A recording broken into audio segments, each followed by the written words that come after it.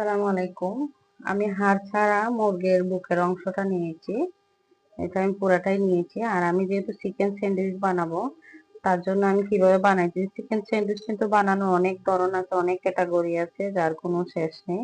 তো আমি আমার মতো করে বানাবো। এটা অবশ্যই আপনার সাথে থাকবেন, দেখবেন কিরকম করে বানাই। ফার্স্টে প্যানে তেল দিয়ে চিকেন গুলো দিয়ে দিলাম, কিছুটা পেঁয়াজ কুচিও দিয়ে দিলাম। আমি যে জিরাটা দিব, এই জিরাতে কিন্তু স্টার, এলাচি, দারচিনি, তেজপাতা, গোলমরিচ, সাদা গোলমরিচ, কালো গোলমরিচ সম্পূর্ণ মশলা আছে, যার কারণে আমার এক্সট্রা করে কোনো কিছু দেওয়া হয়নি। এই মশলাতে আমার হয়ে যাবে। এইভাবে আপনারা যদি বাসায় বানান তাহলে আপনারা আলাদা করে কোনো মশলা করতে হবে না।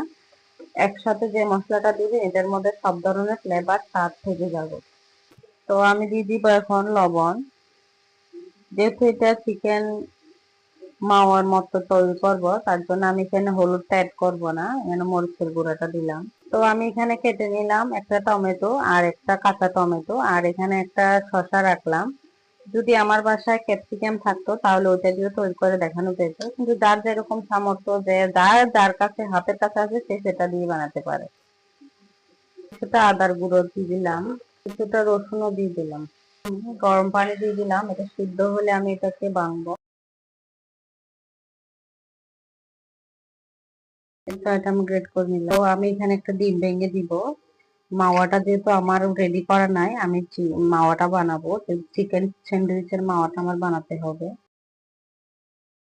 এটা রসুন দিয়ে দিতেছি, 1 চা চামচ চিনি দিয়ে দিতেছি, এখানে 2 চা চামচ সস দিয়ে দিলাম, সামান্য একটু ভিনেগার দিয়ে দিব, লবণ দিয়ে দিলাম, দিয়ে দিব আমি তেল। আমার অল্প অল্প করে ব্লেন্ডার করতে হবে, আর অল্প অল্প করে এগুলাকে দিতে হবে। আবার একটু তেল দিব, দেখেন আমি আবারও তেল দিব। ডিমটাও ব্লেন্ড করে নিয়েছি। স্বাদ বাড়ানোর জন্য আমি গুঁড়া দুধ দিতেছি, আপনারা চাইলে এটা অপশনাল নাও দিতে পারেন, কিন্তু আমার থেকে ভালো লাগে আমি দিলাম। মাওয়ার ঘনত্বটা এরকম হবে। আমি এটা চিপে পানি ফেলে দিব, চিপে পানিগুলো ফেলে। তো এখানে আমি একটা কাঁচা টমেটো আর একটা পাকনা টমেটো কুচি করে নিয়েছি, যেহেতু চিকেনের সাথে আমি দিব। চিকেন চিকেন স্যান্ডউইচের সাথে দাও। তো আমি একে একে সবজিগুলো দিয়ে দিলাম, আর এখানে যে মাওয়াটা আমি তৈরি করেছি চিকেন স্যান্ডউইচের জন্য, মাওয়াটাও আমি এখানে দিয়ে দিলাম। তার সাথে দিয়ে দিব আমি এখানে এই শসা কুচিটা। আর আমি আলুটা গ্রেট করে রাখছিলাম, আলুটা সিদ্ধ করে আমি পানিটা শুকিয়ে গ্রেট করে নিয়েছি। তো আমি সব উপকরণগুলো মিক্স করে নেব। আমি মিষ্টির ফ্লেভারটা পছন্দ করি, তার জন্য এখানে চিনি দিয়ে দিলাম। আমি পাউরুটি গুলাকে কেটে নিতেছি, কাঁচাগুলা, আর এগুলা না কাটলেও কিন্তু সমস্যা নাই। তো আমি